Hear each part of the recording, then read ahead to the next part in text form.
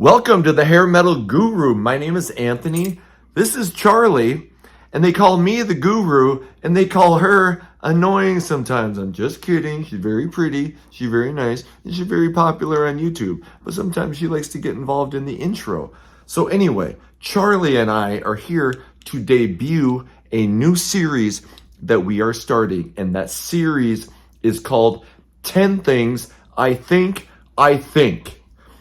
And today, in the first episode, we're going to talk about 10 things that we think about Bon Jovi.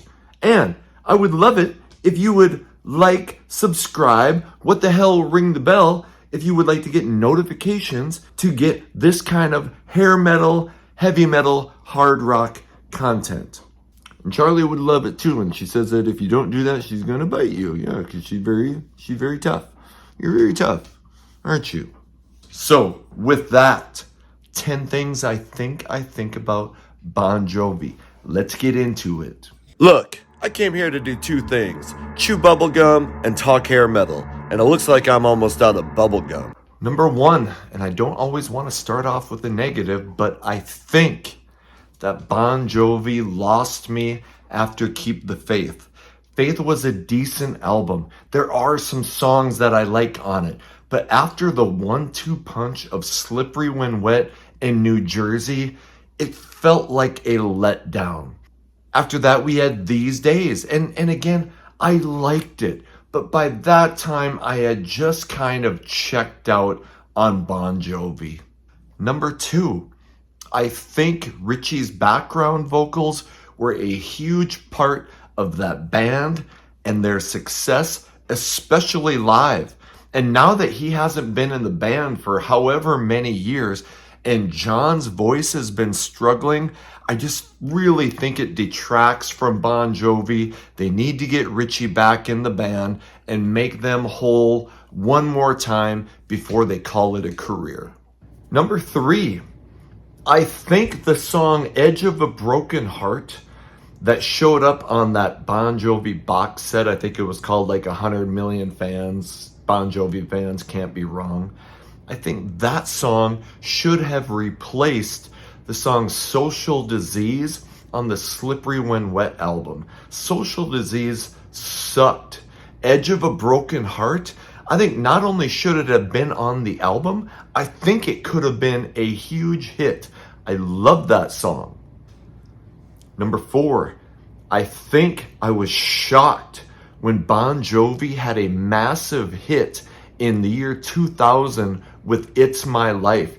You got to remember, at that time, no bands from, no rock bands anyway, from the 80s were getting played on MTV or radio. You might have had people like Bruce Springsteen, maybe Madonna getting some airplay, but for Bon Jovi to have not only a hit, but a massive hit in 2000 was completely unexpected.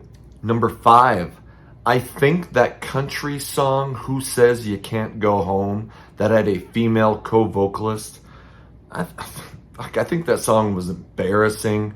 I get it, if you're a country fan, you probably like it, but I thought it was a shit show and a stupid decision, but it was a massive hit, so what the fuck do I know? Number six, I think the song Keep the Faith, the title track of that album, that was a horrible choice for a first single off that album. Whoever recommended that should have been fired. The easy choice for the lead-off single for that album should have been the song I Believe. Number seven, I think I loved the Cowboy Western theme songs that Bon Jovi came up with in the mid-80s into the early 90s.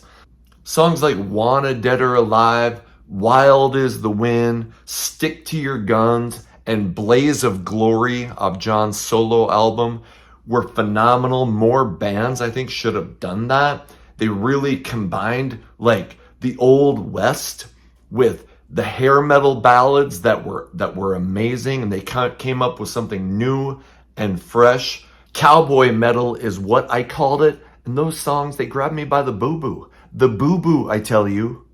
Number 8, speaking of Wanted Dead or Alive, I think that acoustic intro by Richie Sambora is one of the coolest and catchiest guitar lines of any song ever.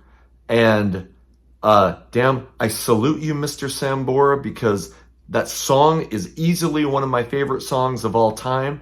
And that acoustic intro is a huge part of the reason why.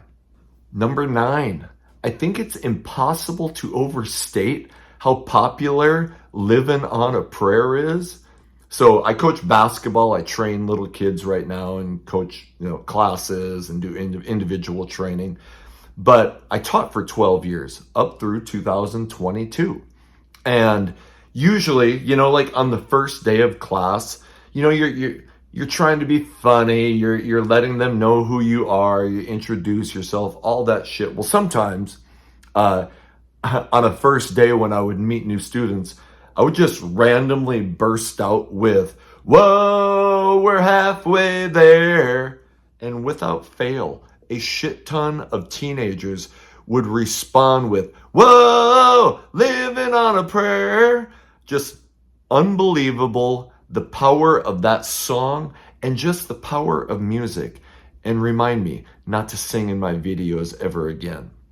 And finally, number 10, I think the song Blood on Blood might be the best Bon Jovi song of all time.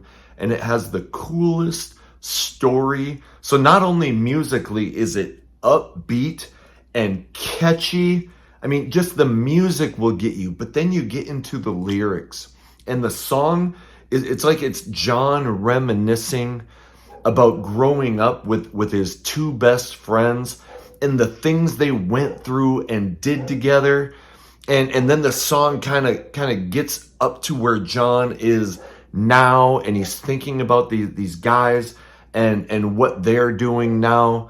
And just how, how special it was when they were growing up together. And at least I can't listen to that song without thinking about my best friends when I was growing up. Guys like, I'll just say, Michael, his nickname was Mode, David. Those guys just, they were such a huge part of my childhood. And I don't see them very often now. We chat from time to time.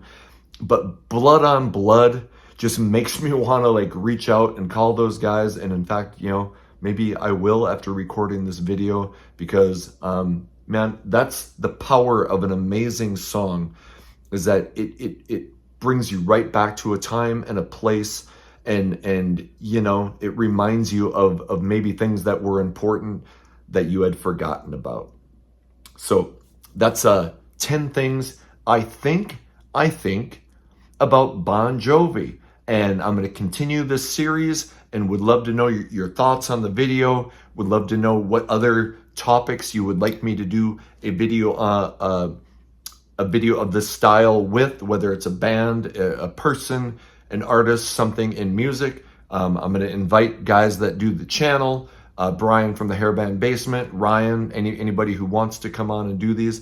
I think it's interesting. It's really fun to think about just the random things about this music that is so important to us. So with that, subscribe, share, please.